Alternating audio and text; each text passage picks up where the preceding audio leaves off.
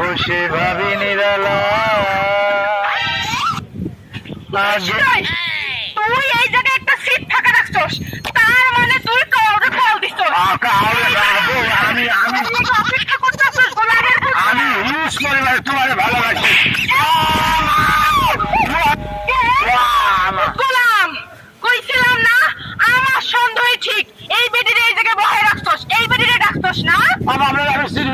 আচ্ছা তুই হেরো করে পড়ছস এই দিকে মারছি দেখা, এবার এই দিকে মারমু।